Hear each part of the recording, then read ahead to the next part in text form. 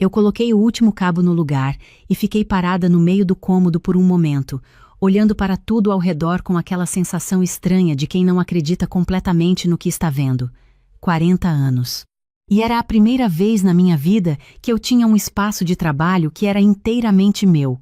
Não a mesa da sala onde passei anos digitando com a televisão ligada do lado e meu marido comentando o noticiário.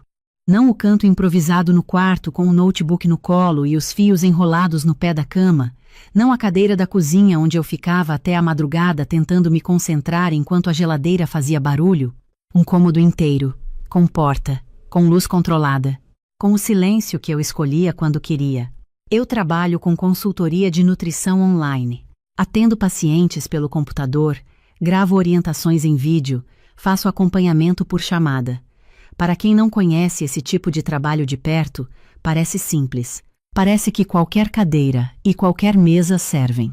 Mas quando você passa anos tentando gravar um vídeo com o barulho do vizinho de fundo, ou quando você está no meio de uma consulta importante e alguém abre a porta sem querer, você entende que o espaço não é detalhe. O espaço é parte do trabalho. A gente tinha comprado o apartamento de 2 quartos porque eu insisti. Meu marido queria o de 1 quarto na planta menor, dizia que era suficiente, que a gente não tinha filho morando com a gente, que ia sobrar espaço que a gente não ia saber o que fazer. Eu olhei para ele no corredor da imobiliária e disse com toda a clareza que eu tinha: o 2º quarto é meu escritório, não futuramente, não quando a gente ver. Agora. Ele ficou me olhando por um segundo com aquela expressão que eu aprendi a reconhecer em 11 anos de casamento, a expressão de quem está avaliando se a discussão vai valer o desgaste. Não valeu. A gente assinou o de 2 quartos. Levei 4 meses para montar aquele espaço do jeito que eu precisava. Não de uma vez, porque dinheiro não aparece todo junto, mas com critério, com escolha, com cada coisa pensada. O ring light que eu pesquisei durante semanas antes de comprar, porque a temperatura de cor importa quando você está gravando orientações para paciente e quer que a pessoa do outro lado sinta que está falando com alguém presente, não com uma sombra.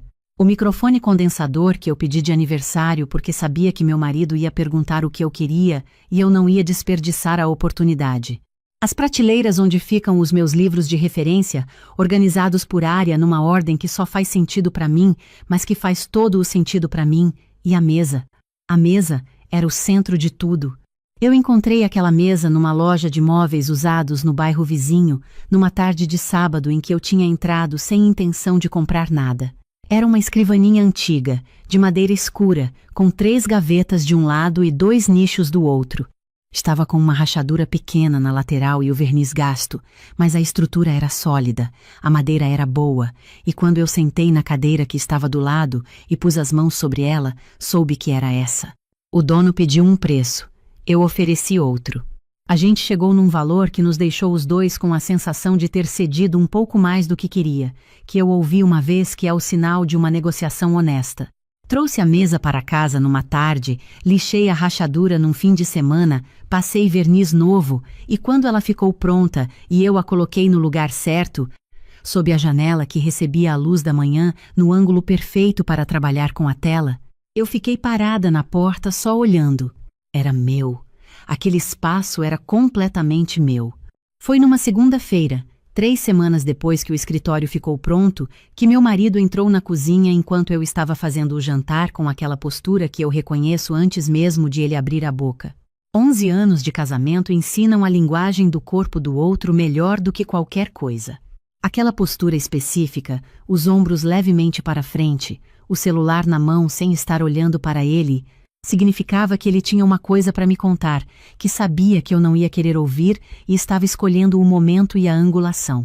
Eu continuei mexendo a panela. Minha mãe vai precisar ficar aqui uns dias, ele disse. Eu pausei a colher por um segundo. O que aconteceu? A reforma. O banheiro dela deu problema. Infiltração séria. Vai precisar de no mínimo 10 dias para resolver, disse o engenheiro. 10 dias, eu repeti. Ele ficou olhando para o celular. Talvez 12. Eu respirei devagar pelo nariz. Minha sogra. Eu precisei de um momento para separar as coisas na minha cabeça, porque misturar tudo junto não ajuda. Eu gosto da minha sogra, genuinamente. Ela tem 68 anos, criou 2 filhos sozinha depois que o marido foi embora cedo demais. Tem uma história de vida que merece respeito e faz um caldo de feijão que eu nunca consegui reproduzir por mais que ela me ensine. O problema nunca é ela como pessoa. O problema é um conjunto de coisas que ficam penduradas no ar quando ela está presente. Minha sogra tem um jeito de ocupar o espaço que é difícil de explicar sem parecer exagero. Ela não faz por mal. Ela realmente não faz. Mas ela entra num ambiente e começa a reorganizá-lo, de forma instintiva, como se arrumar fosse a forma natural de se sentir em casa em qualquer lugar. Ela arruma a sua geladeira. Ela dobra as toalhas do seu banheiro de um jeito diferente do seu. Ela move o tapete da sala 2 centímetros porque achou que ficava melhor. Pequenas coisas, nenhuma delas um problema isolado. O problema é quando somam. Você já confirmou? Eu perguntei. A pausa que veio depois era a resposta. Eu virei de frente para ele. Marcos. Ela não tem para onde ir, Camila.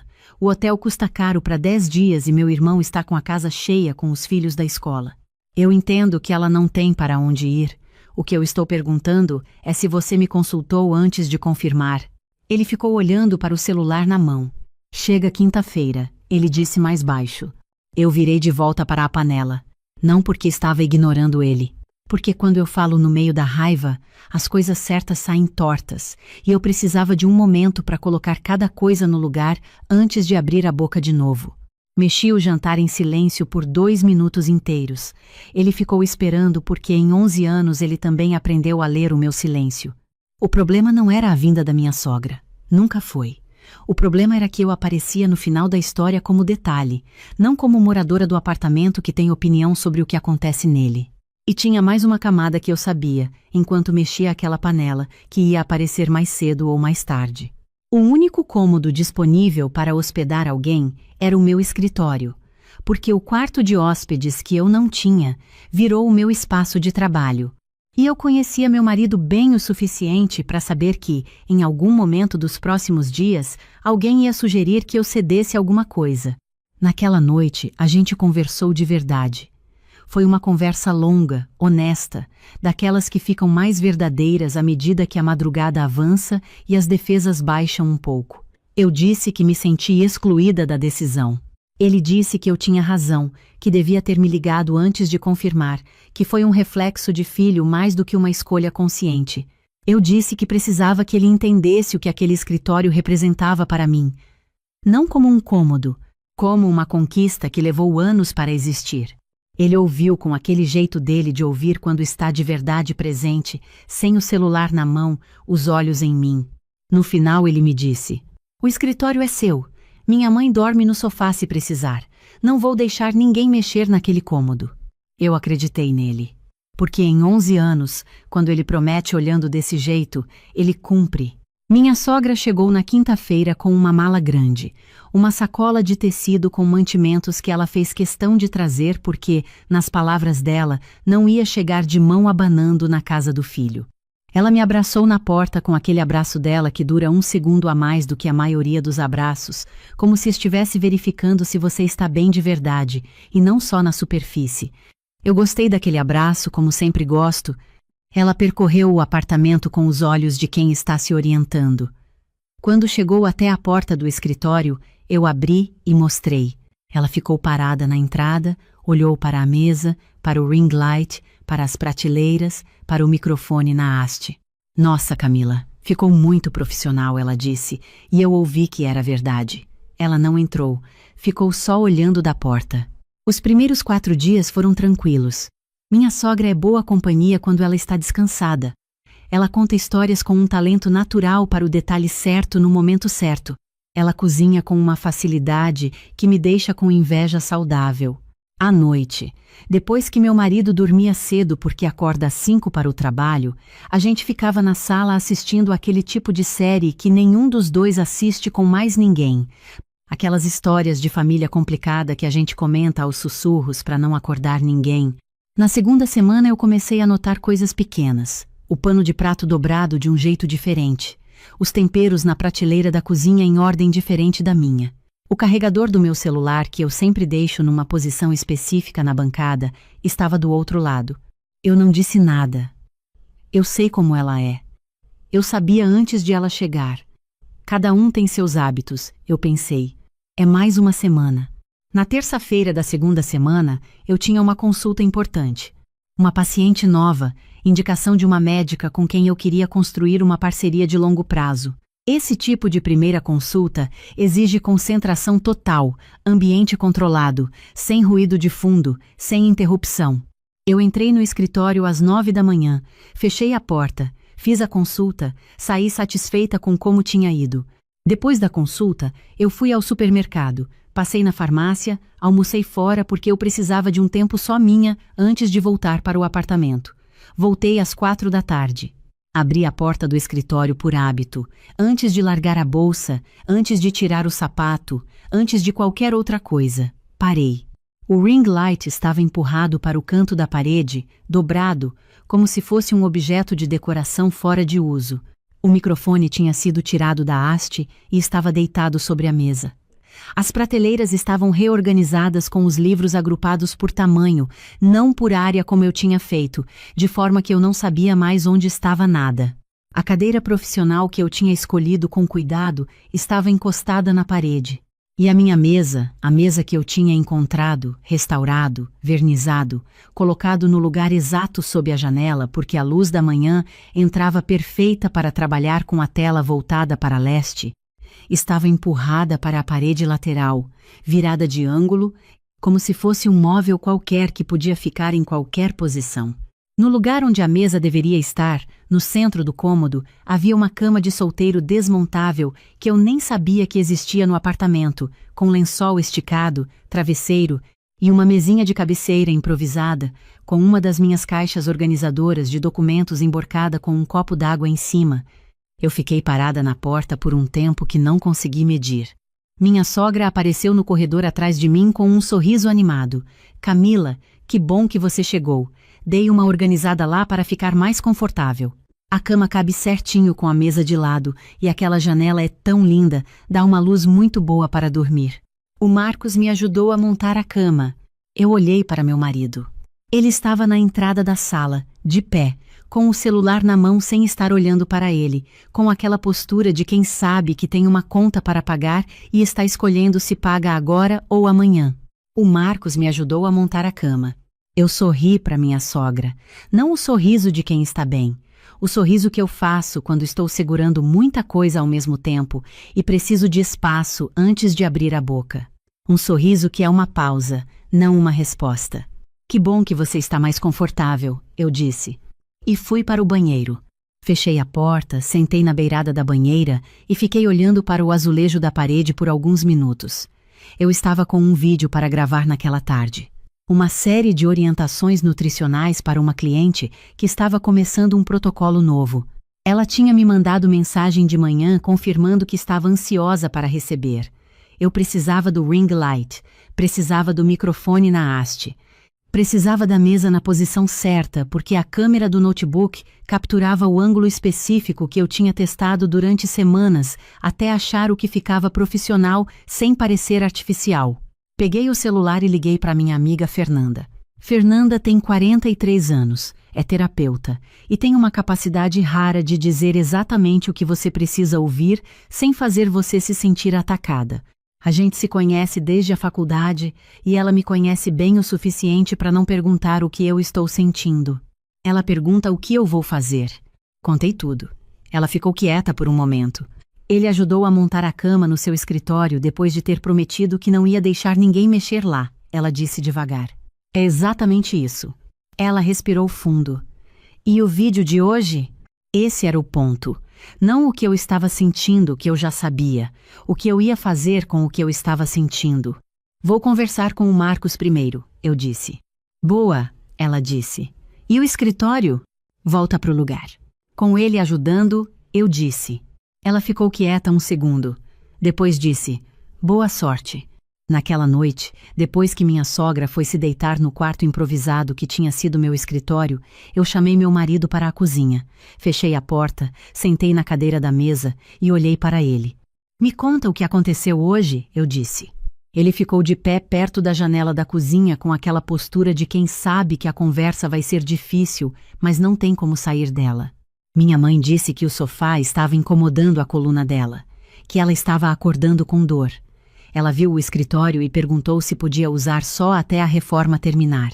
Faltam 4 dias, Camila. E você concordou sem me consultar. Ela está com dor, é minha mãe. Eu olhei para ele por um momento sem falar. Rafael, eu disse devagar, lembra da conversa que a gente teve antes dela chegar? Você me prometeu uma coisa específica. Usou palavras específicas. Disse que o escritório era meu e que ninguém ia mexer nele. Ele ficou olhando para a mesa da cozinha. Você não só concordou que ela usasse, eu continuei. Você ajudou a montar a cama lá dentro. Você ajudou a empurrar a minha mesa para a parede. Você sabe o que é aquela mesa para mim? Eu sei que você gosta dela. Não é gostar. Eu encontrei aquela mesa numa loja de usados, trouxe para casa sozinha, lixei a rachadura num fim de semana inteiro, passei verniz, escolhi a posição dela porque a luz da manhã entra exatamente naquele ângulo para trabalhar com a tela. Não é capricho, é como eu trabalho. Cada coisa naquele cômodo está onde está porque eu testei, pensei, decidi. Quando você mudou tudo sem me perguntar, você não reorganizou um quarto. Você desmontou o meu ambiente de trabalho. É minha mãe, ele repetiu mais baixo. Eu sei quem ela é. Eu gosto da sua mãe, Marcos. Isso não é sobre gostar ou não gostar, é sobre o que aconteceu. Você tomou uma decisão sobre o meu espaço de trabalho, na nossa casa, sem me perguntar. Ele ficou olhando para o chão. Eu tenho um vídeo para gravar amanhã cedo. Eu continuei. Uma cliente que está esperando. Não é hobby, não é passatempo. É trabalho, é compromisso, é dinheiro que entra nessa casa ou de ex. Eu preciso da mesa no lugar. Preciso do ring light montado. Preciso do microfone na haste. Preciso que o espaço esteja do jeito que eu sei trabalhar. Ele levantou os olhos. Eu quero ter certeza que você entendeu de verdade, eu disse. Não o entendimento de quem está concordando para encerrar o assunto. De verdade. Porque eu não quero ter que repetir isso. Com você, com sua mãe, com ninguém. Quando alguém quiser usar ou mexer em alguma coisa do meu escritório, me pergunta primeiro. Não depois, antes. Ele ficou quieto por um momento. Depois disse com uma voz diferente. Não a de quem está cedendo, a de quem chegou num lugar. Eu vou ajudar a arrumar tudo agora. Agora são 10h30 da noite, eu disse. Eu sei, você precisa trabalhar amanhã cedo. A gente ficou no escritório por quase 1 hora. Ele empurrou a mesa de volta para o lugar, sob a janela, na posição exata. Eu recoloquei os livros nas prateleiras na ordem que fazia sentido para mim. O ring light voltou para o tripé no ângulo certo. O microfone voltou para a haste. A cadeira voltou para o lugar. Quando terminou, eu fiquei parada no meio do cômodo, olhando para tudo, e era meu escritório de novo. Meu marido ficou parado na porta, olhou para o espaço, para mim, para a mesa no lugar sob a janela. Ficou quieto. Desculpa, ele disse. De verdade. Eu sei, eu disse. Obrigada por ajudar a arrumar. Ele foi dormir. Eu fiquei trabalhando até 00:40. Preparei o material para o vídeo, testei o enquadramento, revisei as orientações que ia gravar. Quando terminei de organizar tudo, mandei mensagem para a cliente confirmando o vídeo para o dia seguinte. Deitei com o escritório pronto, com as coisas no lugar que eu sabia onde estavam. Dormi. Na manhã seguinte, eu acordei antes de todo mundo. Fiz café na cafeteira italiana que eu ganhei de presente 3 anos atrás e que até hoje é uma das coisas que eu mais gosto de usar de manhã, pelo barulho que ela faz, pelo cheiro que enche a cozinha. Fiquei na janela da cozinha olhando para a rua ainda quieta, para a padaria que estava abrindo do outro lado, para o gato amarelo que mora no telhado do prédio vizinho e que eu ainda não sei o nome, mas já considero um conhecido. Quando minha sogra entrou na cozinha, ela parou no corredor. Olhou para a porta do escritório, que eu tinha deixado entreaberta com a luz acesa. Ficou parada por um momento, e eu vi no rosto dela o instante em que ela entendeu o que tinha acontecido. Bom dia, eu disse genuinamente. Você arrumou tudo de volta, ela disse. Não era uma pergunta. Arrumei. Quer café? Ela ficou parada mais um momento, depois veio devagar até a cozinha, sentou na cadeira da bancada e colocou as mãos sobre a mesa. Havia alguma coisa no jeito que ela estava sentada, diferente do jeito dela habitual, que era sempre ocupar o espaço com confiança. Ela parecia menor. Camila, ela disse. Eu coloquei a xícara na frente dela, sentei do lado oposto e olhei para ela, sem raiva, sem acusação, com a clareza que eu estava aprendendo a reconhecer nos últimos tempos como uma das coisas mais úteis que eu tinha. Eu sei que você quis ajudar, eu disse. Te conheço há 11 anos, sei que o seu coração é bom. Ela ficou olhando para a xícara. Mas aquele cômodo não é um quarto de hóspedes. Eu sei que parece. Tem porta, tem janela, cabe uma cama, mas não é. É o meu escritório, é onde eu trabalho. É o que eu levei anos construindo do jeito que eu precisava para fazer o meu trabalho direito. Cada coisa lá dentro está onde está porque eu pensei onde ela ia ficar. E quando você mudou, sem me perguntar, você não mudou um quarto, você desmontou o meu espaço de trabalho. Ela ficou olhando para a xícara sem falar. Eu tenho um vídeo para gravar hoje de manhã, continuei. Uma cliente que está esperando. Quando cheguei ontem e encontrei tudo mudado, precisei arrumar tudo antes de poder trabalhar. Isso não é pequeno para mim. Minha sogra ficou quieta por um momento longo. Quando ela levantou os olhos, tinha alguma coisa diferente neles. Não era a defensividade que eu já vi nela outras vezes, quando ela sente que está sendo criticada. Era outra coisa. Era reconhecimento. Eu sempre fiz isso, ela disse baixinho. Entro num espaço e começo a reorganizar porque acho que estou ajudando. Não penso em perguntar se a pessoa quer. A minha cunhada parou de me chamar para a casa dela por causa de uma coisa assim. A gente ficou 2 anos sem se falar. Eu nunca entendi direito por quê. Agora eu entendo. Eu ouvi. Não porque eu precisava ouvir para perdoar alguma coisa, porque eu não estava com raiva, mas porque ela estava me contando uma coisa real sobre ela mesma, e isso merecia atenção de verdade. Eu devia ter perguntado antes, ela continuou. Devia ter vindo falar com você, não com o Marcos. Você é dona desse espaço. Era com você que eu precisava conversar. Obrigada por falar isso, eu disse. Ela tomou um gole do café. Ficou olhando para a xícara por um momento. Posso continuar no sofá, ela disse. A coluna aguenta mais 4 dias. Eu olhei para ela. Não aguenta, eu disse. Você está acordando com dor. Ela me olhou. A cama desmontável fica no nosso quarto, eu disse. Meu marido vai para o sofá essa semana. Você dorme no nosso quarto, com colchão de verdade, com porta, com banheiro do lado. Você faria isso? Você está na nossa casa há 10 dias, eu disse. Com problema de infiltração, longe das suas coisas. Isso eu posso fazer. Ela me olhou por um momento com aquela expressão que eu não sei nomear direito. Era gratidão. Mas era mais do que gratidão. Era alguma coisa que acontece quando a pessoa percebe que foi tratada com respeito depois de ter errado e não estava esperando isso. Meu marido desceu meia hora depois com aquela postura de quem se preparou para uma manhã difícil. Quando chegou na cozinha e nos viu sentadas com café e expressão tranquila, ele parou na entrada com aquela expressão de quem não entende completamente o que aconteceu, mas está aliviado. Café? Eu perguntei. Sim, por favor, ele disse com um sorriso que era metade alívio e metade gratidão.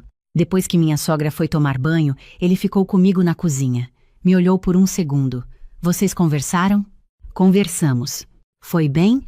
Honestamente, eu disse. Não precisava ser difícil. Só precisava ser verdadeiro.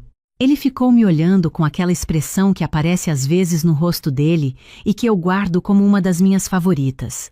Uma mistura de orgulho e reconhecimento e algo mais profundo que não tem nome certo. Me desculpa, ele disse. Devia ter ligado para você antes de confirmar para ela. E devia ter falado não quando ela pediu para usar o escritório, em vez de ficar no meio. Ficar no meio é o problema, eu disse. Quando você não fala, a decisão é tomada assim mesmo. Só que sem mim. Ele ficou quieto. Depois disse, você tem razão. Eu sei que você tem dificuldade de dizer não para ela. Eu entendo de onde vem isso. Mas proteger o nosso espaço, o nosso combinado, não é dizer não para a sua mãe. É ser honesto com ela sobre o que é possível e o que não é. Ela consegue lidar com isso. Você viu que ela consegue. Ele ficou olhando para o café na xícara. Depois levantou os olhos. Eu vi. Ele disse. Os últimos 4 dias da estadia foram completamente diferentes. Minha sogra perguntava antes de qualquer coisa: posso usar essa frigideira? Posso sentar aqui? Posso colocar o casaco nesse gancho? Eram perguntas pequenas, e eu respondia sim para a maioria delas, porque a maioria não tinha importância nenhuma. Mas a pergunta em si mudava tudo. Mudava o clima do apartamento. A tensão que eu nem tinha percebido que estava carregando no corpo, uma rigidez nos ombros que eu acordava sentindo, foi embora. E alguma coisa mais aconteceu que eu não estava esperando. A gente ficou mais próximas. Tem um tipo de proximidade que só existe depois que a gente para de fingir que está tudo bem e fala a verdade com cuidado, não a verdade usada como arma. A verdade dita com respeito, com intenção de entendimento, sem crueldade. Quando você faz isso e a outra pessoa consegue receber, cria um espaço diferente entre as duas, mais real, mais limpo. Sem aquela camada de cortesia educada que a gente coloca para não incomodar e que com o tempo fica espessa demais e começa a pesar. Na penúltima noite, minha sogra me pediu para ver o escritório de verdade, não o que ela tinha montado, o escritório como ele era. Eu abri a porta e acendi a luz. Ela entrou devagar, olhou para a mesa, para o ring light, para as prateleiras, para o microfone na haste. Parou na frente da mesa e passou a mão levemente pela madeira. Você restaurou essa mesa? Ela perguntou. Lixei a rachadura e passei verniz novo, eu disse. Passei um fim de semana inteiro nela. Ela ficou olhando para a madeira por um momento. Depois olhou para mim. Eu não sabia disso, ela disse. Não tinha como saber, eu disse. Mas é por isso que ela importa tanto. Não é só uma mesa. Ela ficou parada por um momento, a mão ainda na lateral da madeira. Depois disse: Sinto muito, Camila. De verdade. Eu sei, eu disse. Ela me contou então de uma amiga antiga com quem tinha cortado relação anos atrás por uma situação parecida. Alguém cuja casa ela tinha reorganizado durante uma visita, achando que estava ajudando, e que depois nunca mais a chamou para nada. Uma amizade que ela tentou recuperar e não conseguiu. Eu ouvi com atenção porque ela estava me contando uma dor real, não uma desculpa. Existe uma diferença entre as duas, e quando você aprende a escutar, essa diferença fica clara. No último dia, a gente foi juntas à feira do bairro de manhã. Ela escolheu os legumes com aquela atenção dela, apertando cada um, cheirando, descartando o que não estava no ponto. Comprou coisas que eu não tinha pedido e que ela disse que eram para o jantar de despedida. Na cozinha, ela passou 3 horas preparando uma refeição que fez o apartamento inteiro cheirar do jeito que eu imagino que cheirava quando meu marido era criança. Frango assado com alecrim, arroz feito na manteiga, farofa com bacon e ovo. Meu marido comeu com aquele silêncio de quem está muito satisfeito para falar. Eu fiz uma mousse de maracujá que ela pediu a receita e eu escrevi num papel de verdade porque ela não confia em foto de tela. A gente ficou na cozinha por horas sem perceber o tempo passar, com o apartamento cheirando bem e o barulho da rua lá embaixo. Meu marido disse que queria que todas as visitas terminassem assim. Eu e minha sogra nos olhamos e demos risada ao mesmo tempo, daquele jeito em que você não combinou com a outra pessoa, mas chegaram no mesmo lugar juntas. Na manhã seguinte, levamos ela ao ponto de ônibus. Na hora de embarcar, ela me abraçou diferente do abraço de chegada. O de chegada era o abraço animado de quem está aliviada de ter para onde ir. O de saída era mais quieto, mais presente. O abraço de alguém que passou por alguma coisa real e saiu diferente do outro lado. Cuida desse escritório, ela disse no meu ouvido. Cuido, eu disse. E venha de novo quando quiser, só me avisa antes. Ela deu um riso. Prometo, ela disse, e eu acreditei. No caminho de volta, meu marido ficou em silêncio por um bom tempo, então disse: eu devia ter ligado para você antes de confirmar. E devia ter dito não quando ela pediu para usar o escritório, em vez de ajudar a montar a cama. Sim, eu disse, devia. Ele ficou quieto de novo. Depois disse: eu tenho muito medo de decepcionar ela. A gente passou por muito juntos, eu e ela. Quando precisa de ajuda, o reflexo é dizer sim antes de pensar. Eu olhei para ele. Marcos, ajudar sua mãe e me consultar não são coisas que se cancelam. As duas cabem juntas no mesmo movimento. Você podia ter me ligado, me contado, e a gente teria decidido junto. Ela provavelmente ia ficar de qualquer forma, mas eu ia ser parte da decisão, não uma consequência dela. Ele ficou quieto, depois disse baixinho: "Você tem razão." A gente ficou o resto do caminho em silêncio, mas era um silêncio com textura. O tipo que existe depois que as coisas certas foram ditas e não precisam ser repetidas. Quando cheguei em casa, fui direto para o escritório. Abri a porta, acendi a luz, fiquei parada no meio do cômodo por um momento. A mesa estava no lugar, sob a janela, no ângulo que eu conhecia. A luz da manhã entrava perfeita. O ring light no tripé, o microfone na haste, os livros nas prateleiras na ordem que só fazia sentido para mim, mas que fazia todo o sentido para mim. Era meu espaço. Peguei o celular e mandei mensagem para a Fernanda. Minha sogra foi embora. Está tudo bem? Ela respondeu em menos de 1 minuto. Como ficou? Eu sentei na cadeira da minha mesa e escrevi. Conversei com as duas. Foi honesto. Ficou bem. Ela demorou um pouco mais para responder. Quando chegou, era: "Orgulho de você." Eu fiquei olhando para essas palavras por um momento, não porque eu precisava de validação para saber que tinha feito a coisa certa. Eu sabia. Mas tem coisas que a gente faz por si mesma e que ficam mais inteiras quando alguém que você ama vê e reconhece. Tem uma diferença entre precisar de aprovação e apreciar testemunha. Eu aprendi essa diferença. Quero ser honesta sobre uma coisa. Eu não sou uma pessoa sem medo. Tenho muito medo. Tive medo de parecer a nora difícil, a que faz drama por causa de escritório, a que coloca mobília acima de pessoa. Tive medo de que minha sogra fosse embora magoada e meu marido ficasse no meio de uma coisa que ia durar meses. Esses medos são reais. Eu os senti todos ao mesmo tempo, sentada na beirada da banheira olhando para o azulejo, depois de ter visto meu escritório desmontado. Mas aprendi, nos 40 anos que levei para chegar até aqui, que medo é uma informação, não uma ordem. Ele me diz que aquilo importa para mim. Cabe a mim decidir o que fazer com esse importar. O que eu fiz foi falar com cuidado, sem crueldade, sem engolir, com respeito pela minha sogra, pelo meu marido e por mim mesma. E o mundo não desabou. Minha sogra não foi embora magoada. Meu casamento não rachou. O que aconteceu foi o oposto. Alguma coisa ficou mais firme entre nós três, mais honesta, mais real. Minha avó costumava dizer que casa e lar são coisas diferentes. Casa é o prédio, o endereço, o condomínio no boleto todo mês. Lar é o lugar onde você pode ser quem você é sem ter que pedir licença para isso.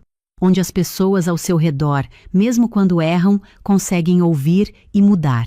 Eu quero um lar. Sempre quis, e estou aprendendo que construir um lar não é sobre ter o cômodo certo ou a mesa no ângulo perfeito. É sobre ter coragem de dizer: isso é meu, isso importa para mim, sem se desculpar por isso. Exatamente para as pessoas que você mais ama. Exatamente porque você as ama. Meu marido apareceu na porta do escritório. Ficou olhando por um momento para o cômodo, para a mesa no lugar, para a luz da manhã na janela. Depois olhou para mim. Vai trabalhar ou toma um café comigo primeiro? Eu olhei para a mesa, para a tela do computador esperando, para a luz perfeita no ângulo que eu tinha escolhido. Café primeiro, eu disse. Ele sorriu, o sorriso inteiro, daquele jeito dele. Eu me levantei, apaguei a luz do escritório, fechei a porta com cuidado e fui fazer o café com ele. Eu tinha 40 anos quando percebi que havia passado 5 deles aprendendo a pedir licença dentro do único lugar que deveria ser meu lar. Não foi uma discussão que me abriu os olhos. Não foi uma noite de insônia com os pensamentos girando sem parar.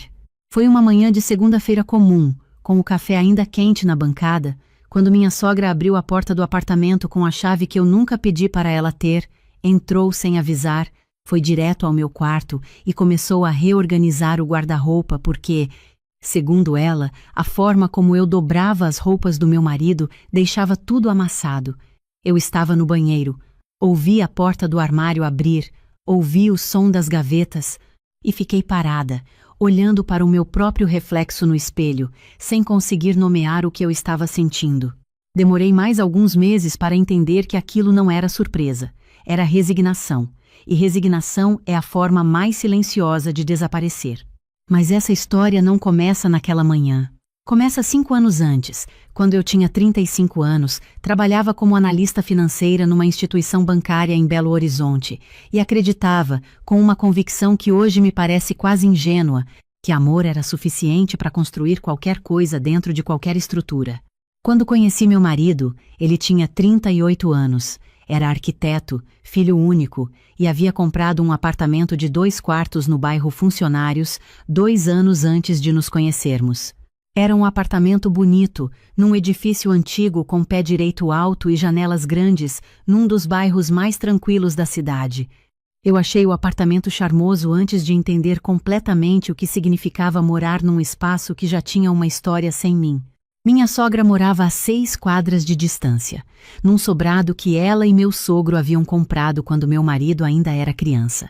Era uma mulher de presença forte, daquele tipo que preenche qualquer ambiente antes mesmo de começar a falar. Não era uma pessoa má. Isso eu preciso deixar claro, porque levei tempo para aprender a fazer essa distinção sem me sentir injusta.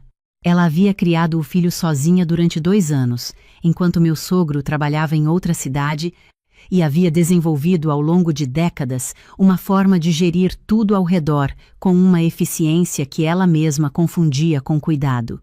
Quando meu marido era criança, ela escolhia as roupas dele. Quando ele foi para a faculdade, ela ligava todo domingo para saber o que ele havia comido durante a semana. Quando ele comprou o apartamento, ela tinha a chave reserva porque, como ela dizia, é importante que alguém de confiança possa entrar em caso de emergência. E meu marido havia concordado da mesma forma que havia concordado com tudo ao longo da vida, com o sorriso tranquilo de quem aprendeu que discordar custa mais energia do que vale. Nos primeiros meses de namoro, minha sogra era gentil comigo. Me servia refrigerante antes de eu pedir, perguntava sobre meu trabalho com aquele interesse específico de quem está montando um mapa. Eu interpretava como acolhimento. Demorei para perceber que era avaliação. Quando nos casamos, 1 ano e meio depois de nos conhecermos, a proposta de morar no apartamento dele foi apresentada como natural, quase óbvia. Era o espaço maior, já mobiliado, bem localizado, a 5 minutos do meu trabalho. Fez sentido na época. Faz sentido são as 3 palavras que eu repito para mim mesma, quando quero entender como entrei numa estrutura que levei 5 anos para sair. O apartamento era legalmente dele, comprado antes do casamento, registrado no nome dele, financiado por ele.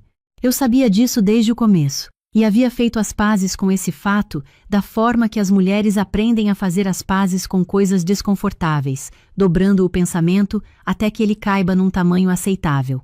O que eu não havia calculado era o que significaria, na prática, construir uma vida cotidiana dentro de um espaço onde eu nunca seria a primeira voz sobre nada.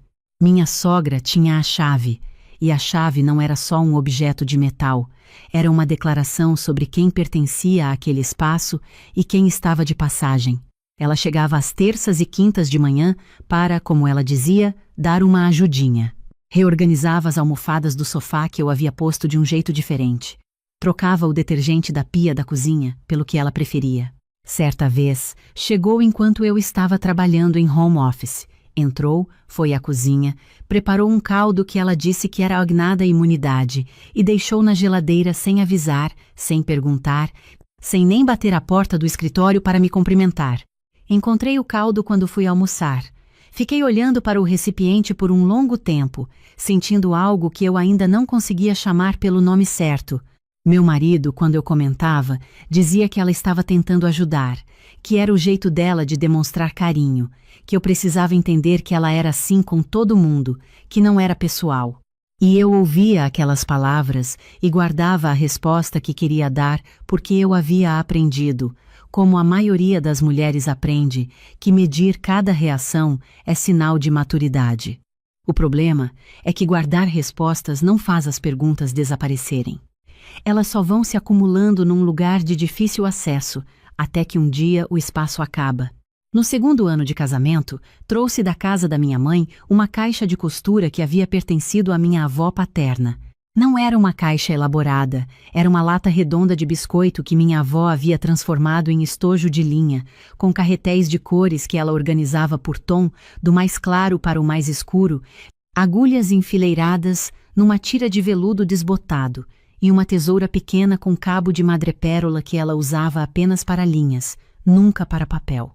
Minha avó havia morrido quando eu tinha 19 anos e eu nunca havia aprendido a costurar com ela, mas havia passado tardes inteiras sentada ao lado dela na varanda, olhando para as mãos dela trabalharem, e a caixa carregava o cheiro específico daquelas tardes. Um cheiro de madeira antiga e lavanda, e algo que eu nunca consegui identificar, mas que reconhecia instantaneamente.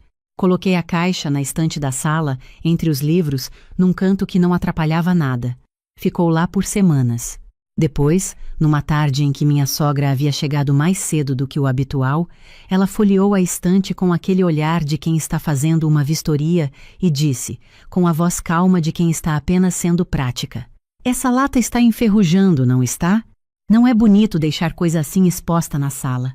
2 dias depois, quando cheguei do trabalho, a caixa não estava mais na estante. Perguntei para o meu marido. Ele disse que não sabia. Liguei para minha sogra. Ela disse que havia organizado algumas coisas e que a lata velha estava no armário do corredor. Fui ao armário do corredor. Não encontrei. Fui ao quartinho de serviço. Não estava. Passei pela sacola de lixo que meu marido havia descido mais cedo. Não havia como saber. A caixa havia desaparecido com a mesma naturalidade com que a minha sogra reorganizava tudo que eu colocava naquele apartamento, como se as minhas coisas fossem visita, e visita não tem direito a lugar fixo. Não disse nada naquele dia. Sentei no sofá, abri o notebook, fingi que estava trabalhando. Por dentro, algo se moveu com uma precisão que eu não havia sentido antes. Não era raiva ainda. Era clareza. A clareza específica de quem finalmente olha para uma situação que já conhecia e consegue ver o contorno exato dela, sem a névoa do amor ou da esperança ou da boa vontade distorcendo a forma. Você pode querer saber por que fiquei. Eu mesma me fiz essa pergunta inúmeras vezes, especialmente nas manhãs em que acordava com aquela sensação de que o apartamento havia diminuído durante a noite. A resposta tem camadas, e eu aprendi que resposta sem camadas é resposta incompleta. Fiquei porque ainda amava meu marido, um amor que havia se complicado, mas que existia de verdade. Fiquei porque sair exige energia, e energia é o recurso mais escasso de quem trabalha em tempo integral, gerencia uma carteira de clientes, faz fechamento mensal e ainda chega em casa tendo que negociar cada detalhe da própria rotina doméstica. Fiquei porque aprendi desde pequena, como aprende a maioria das mulheres, que persistência é virtude e que boa esposa não desiste na primeira dificuldade. O problema é que primeira dificuldade havia virado 50ª dificuldade sem que eu tivesse percebido o momento exato da contagem. Mas fiquei também porque ainda não havia construído a saída, e construir saída em silêncio leva tempo. No 3º ano comecei a prestar atenção diferente. Não ao apartamento, não à minha sogra, mas às minhas próprias finanças, com uma intenção que antes não existia. Eu sempre havia guardado dinheiro. Minha mãe foi professora por 30 anos. Criou eu e minha irmã com um salário que exigia planejamento constante, e me ensinou desde cedo que dinheiro guardado é a única forma de liberdade que não depende de mais ninguém. Mas até então eu poupava como reserva, sem destino claro. A partir daquele ano, o dinheiro passou a ter endereço. Meu salário havia crescido. Havia feito pós-graduação em finanças corporativas, assumido uma posição de analista sênior, conseguido um reajuste que meu marido sabia em termos gerais, mas cujo valor exato ele nunca havia perguntado com atenção suficiente. Abri uma conta digital que eu controlava sozinha, não por desonestidade, mas porque havia entendido que privacidade financeira dentro daquele apartamento não era algo que eu podia tomar como garantida. Meu marido era um homem bom em muitos sentidos, mas havia crescido num ambiente onde as finanças da casa eram sempre assunto aberto, discutido em família, e família, naquele contexto, incluía a minha sogra. Passei os meses seguintes fazendo o que eu sabia fazer bem: números. Calculei minha capacidade de entrada, projetei financiamento, pesquisei bairros, comparei valor por metro quadrado, estudei índices de valorização. Fiz isso com a mesma atenção analítica que eu aplicava ao trabalho, em planilhas que guardava numa conta de e-mail que só eu acessava. Contei para minha irmã, que mora em São Paulo, e é a única pessoa no mundo com quem tenho o tipo de conversa que não precisa de introdução. Ela ouviu tudo sem interromper uma vez, e quando eu terminei disse: "Você já deveria ter feito isso antes, mas agora é agora." Ela me indicou uma advogada especialista em direito de família que havia atendido uma amiga sua em situação parecida. Marquei a consulta durante o horário de almoço. Não disse para ninguém. A advogada tinha uma sala pequena e direta, sem enfeites desnecessários, e foi exatamente assim também na conversa. Me explicou o que era meu, o que era compartilhado, o que eu precisaria documentar caso a separação chegasse a ser necessária. Me disse que o apartamento, por ter sido comprado antes do casamento e financiado exclusivamente pelo meu marido, era patrimônio dele, mas que tudo que eu havia contribuído financeiramente para a vida do casal durante o casamento precisava estar registrado. Eu havia guardado tudo. 5 anos de comprovantes de transferência da minha parte nas despesas mensais, das contas que eu havia pago, das reformas que eu havia bancado metade. Cada entrada num extrato com data e descrição. A advogada olhou para a pasta que eu havia levado e disse: "Você está numa posição melhor do que imagina. Continue documentando e marque um retorno quando estiver pronta para o próximo passo." Continuei. No 4º ano, minha sogra fez algo que me pareceu pequeno na hora e foi crescendo com o tempo. Meu marido havia viajado por uma semana a trabalho. Eu estava sozinha no apartamento pela primeira vez em muito tempo e havia aproveitado para reorganizar a cozinha do jeito que fazia sentido para mim, colocando as panelas que eu usava com mais frequência no armário mais acessível e movendo para o alto o que raramente precisava.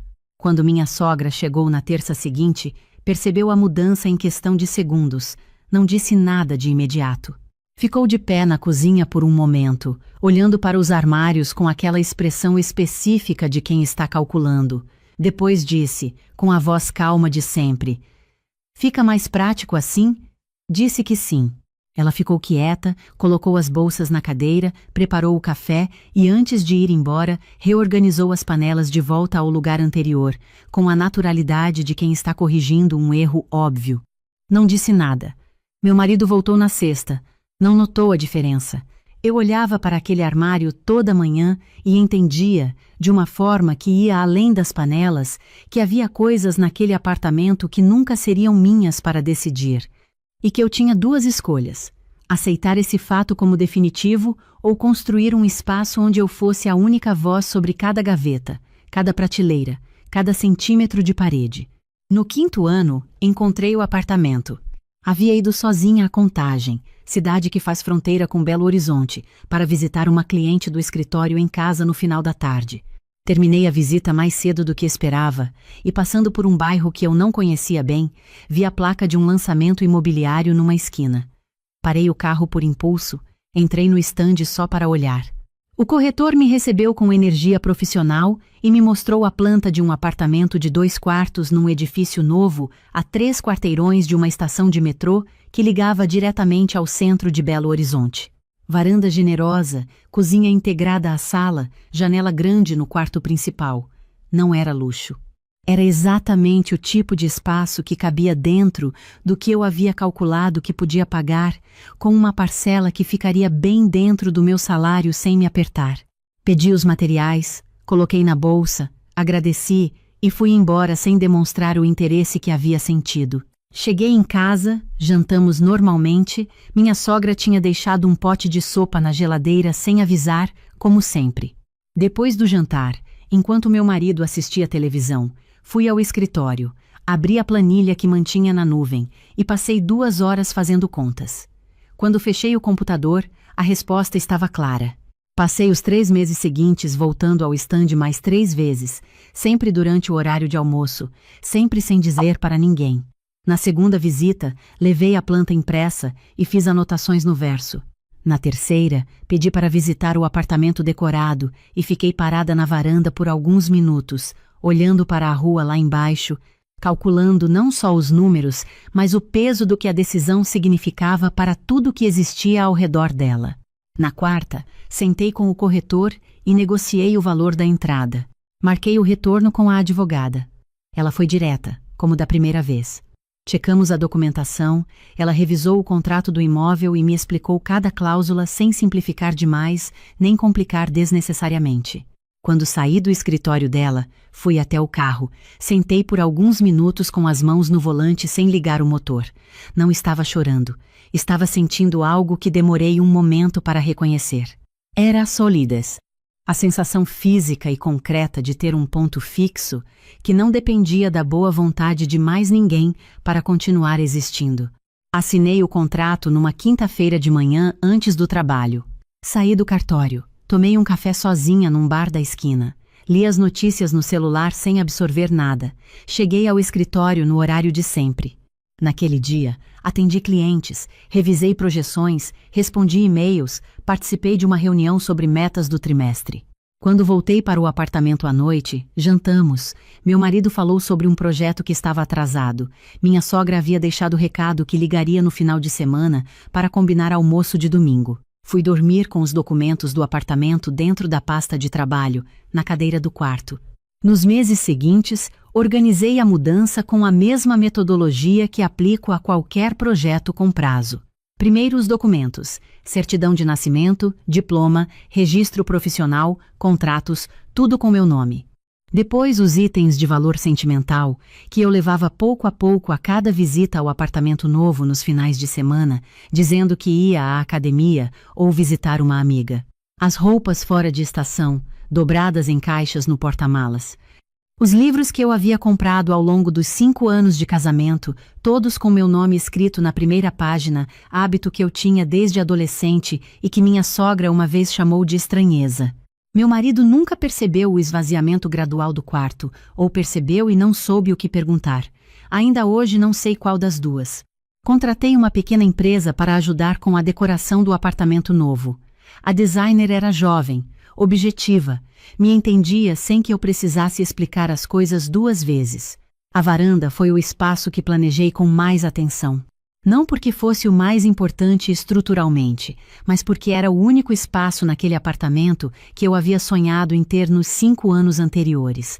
Um lugar ao ar livre que fosse só meu, onde eu pudesse tomar café de manhã com ou sem barulho, colocar plantas que eu escolhesse, existir sem calcular o impacto da minha presença no humor de outra pessoa.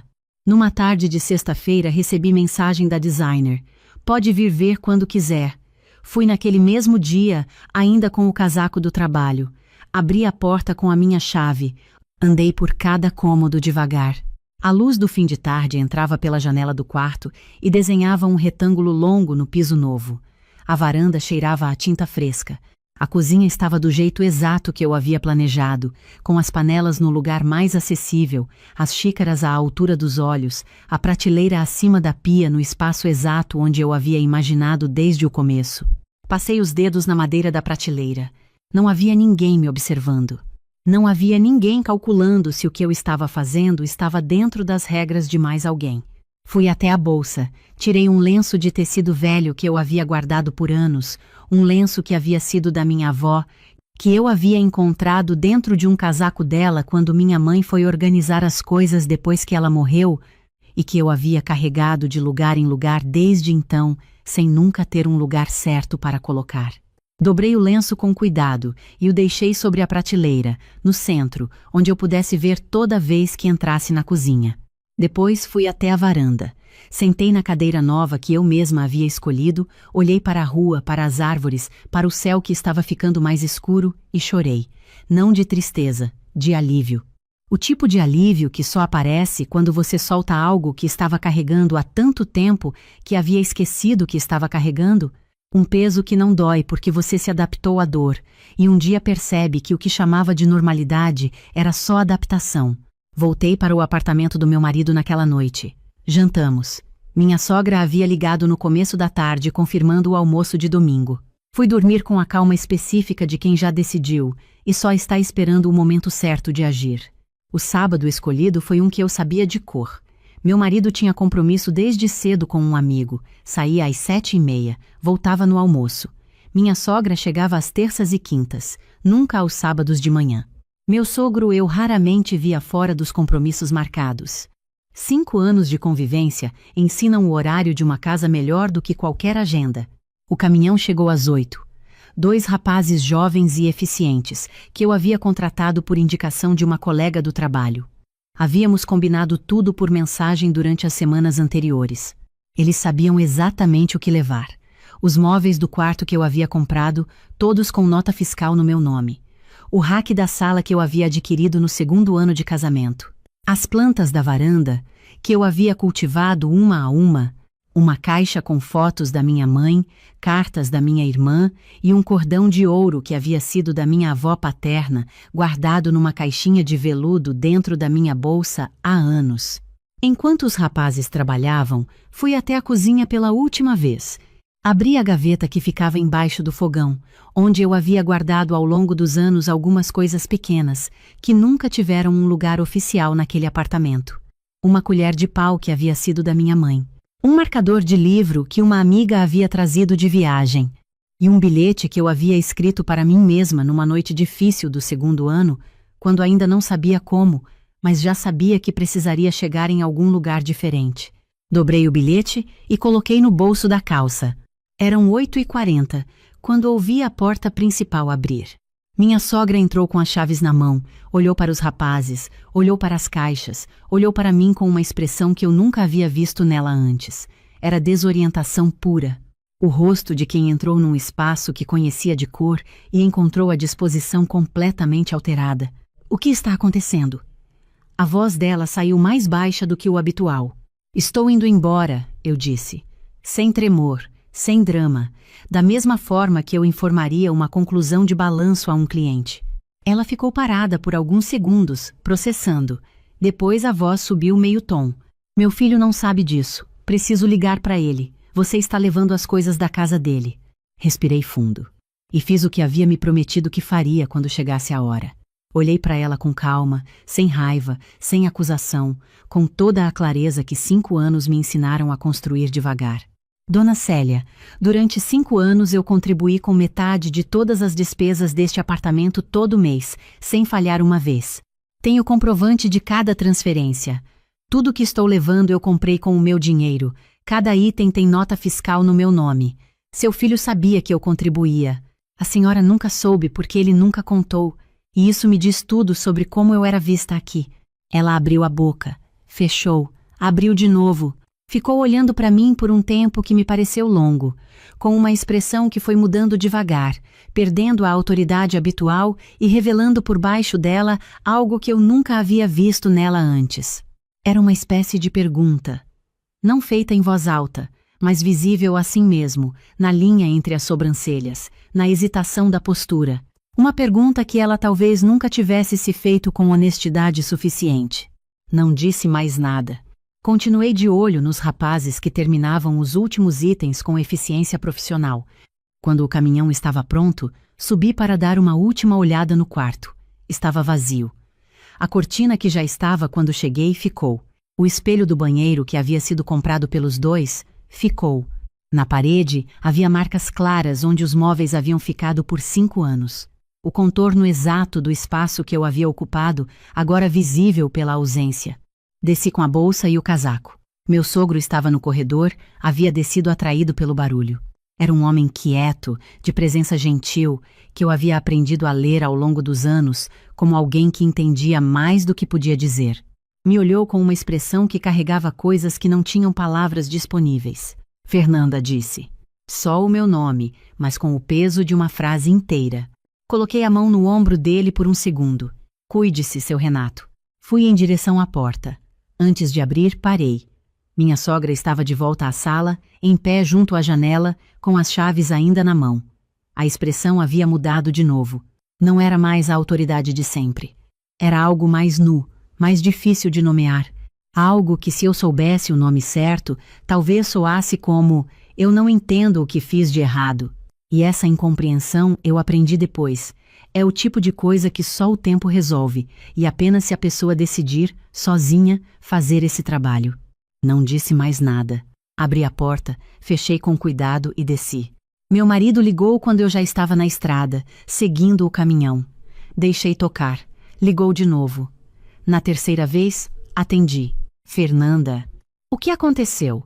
Minha mãe me ligou dizendo que você estava saindo com um caminhão de mudança. O que está acontecendo? Estou indo para o meu apartamento. Silêncio.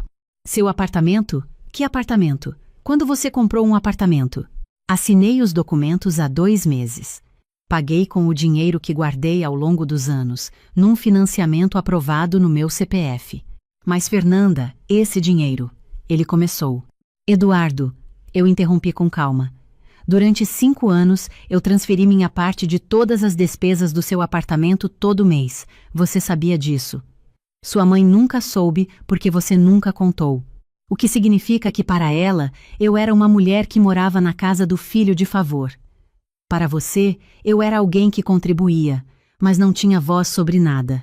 O dinheiro que sobrava depois das minhas contribuições era meu, sempre foi meu. Eu usei para construir o único lugar onde serei tratada como adulta. Silêncio mais longo. E o casamento? A voz dele saiu mais baixa. Você vai precisar de um advogado, eu já tenho o meu. Desliguei. Cheguei ao apartamento às 10h30 da manhã. Os rapazes descarregaram com cuidado, eu fui indicando os cômodos com uma precisão que me surpreendeu a mim mesma, como se eu tivesse planejado aquela disposição por meses na cabeça, o que era verdade.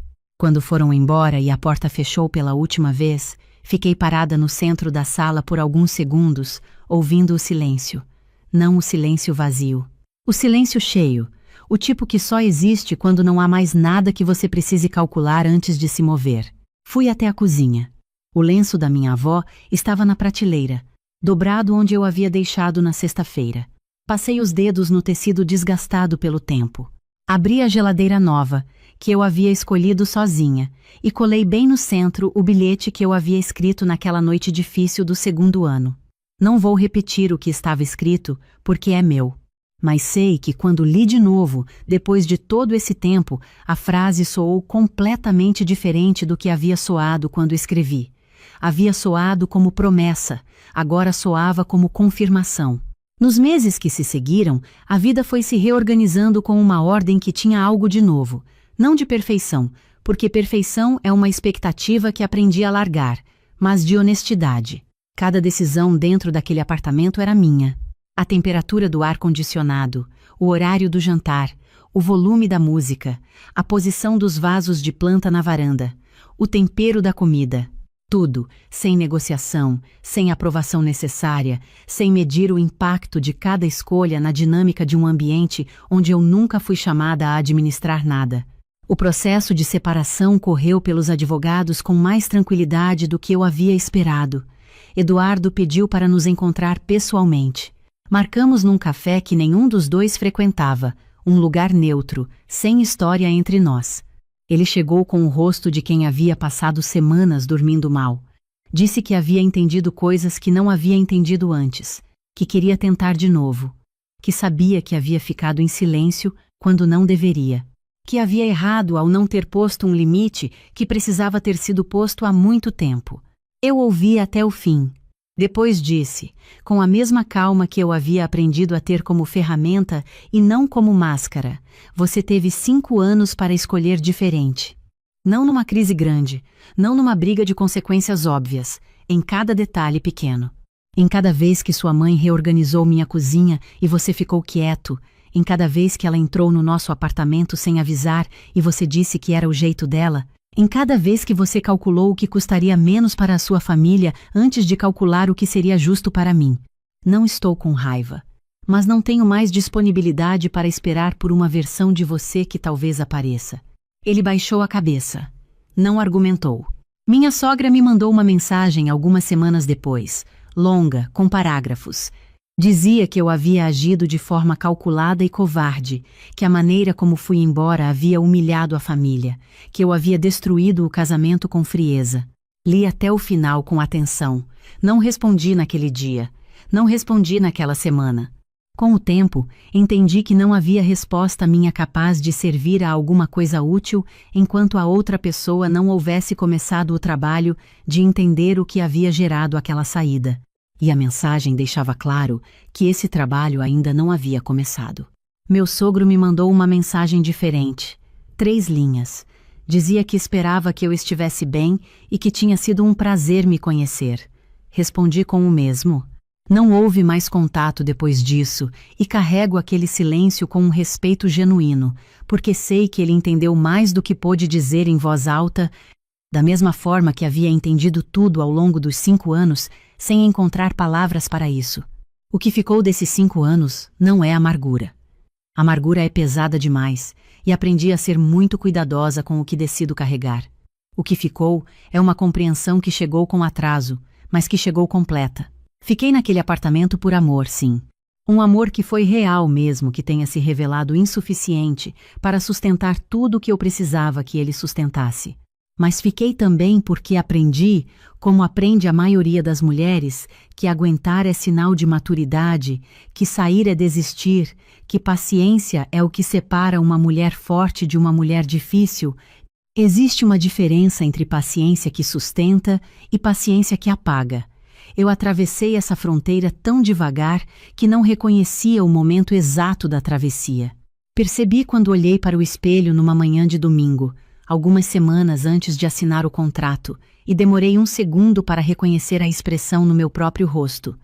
Não era tristeza, era ausência. O rosto de alguém que passou anos aprendendo a ser menor do que era e que havia se acostumado ao tamanho reduzido, foi esse reflexo que me moveu. Não minha sogra, não a caixa da minha avó que desapareceu. Foi perceber que eu estava encolhendo devagar e que estava participando ativamente desse encolhimento. Independência financeira não é sobre o número na conta. Aprendi isso do jeito mais demorado possível. É sobre ter uma escolha concreta quando a situação exige que você escolha. Eu poderia ter ficado mais anos naquele apartamento, tinha condição financeira para isso. O que eu não tinha mais era disposição de usar essa condição para sustentar uma estrutura que me diminuía. O dinheiro guardado não me deu coragem, me deu opção. E quando você tem opção, a coragem aparece junto porque não está mais sozinha. Hoje, quando chego do trabalho e abro a porta do meu apartamento, existe um segundo específico, quando a luz da sala acende e o espaço se revela, que ainda me surpreende. É meu, completamente meu. Não só no sentido legal, que também é, mas no sentido de que cada detalhe aqui foi decidido por mim, sem negociação, sem aprovação, sem calcular o impacto da minha existência no humor de um ambiente que nunca fui chamada a pertencer. Ontem à tarde, abri a geladeira e decidi fazer um bolo que minha avó fazia nos aniversários de família. Um bolo de laranja com calda que eu nunca havia aprendido direito, mas que lembrava de memória. Passei a tarde tentando. A primeira fornada ficou mais baixa do que deveria. A segunda saiu melhor. A cozinha ficou cheia de cheiro de laranja e baunilha e açúcar caramelizando, e eu fui deixando sem me preocupar se o cheiro estava dentro do aceitável, sem medir o barulho da batedeira, sem calcular quanto tempo eu estava ocupando um espaço que não era meu, completamente meu. E isso mudou o sabor de tudo. Às vezes penso na expressão da minha sogra naquele sábado de manhã, quando ficou sem resposta pela primeira vez em 5 anos. Ela interpretou a minha saída como ataque, como abandono, como ingratidão de quem foi acolhida e pagou de volta com frieza. Não era nenhuma das 3 coisas. Era o resultado de 5 anos de observação cuidadosa, de economia silenciosa, de construção metódica, de uma saída planejada com dignidade. Não saí na raiva, saí quando estava pronta. E existe uma diferença enorme entre as duas coisas. Uma diferença que só quem já chegou no limite sem explodir consegue entender de verdade. A resposta mais poderosa para quem faz você se sentir de passagem dentro do seu próprio lar não é o confronto que te prende no mesmo nível. É a construção silenciosa e consistente de um lugar onde você não precisa pedir licença para existir. Um lugar com endereço próprio, com chave que só você tem, com uma prateleira na cozinha onde você coloca o que quiser, no centro, na altura dos olhos, onde possa ver toda vez que entrar. Um lenço dobrado, um bilhete colado na geladeira. Coisas pequenas que são, na verdade, a prova concreta de que você chegou onde prometeu a si mesma que chegaria numa noite difícil, quando ainda não sabia como, mas já sabia que ia. Chegou.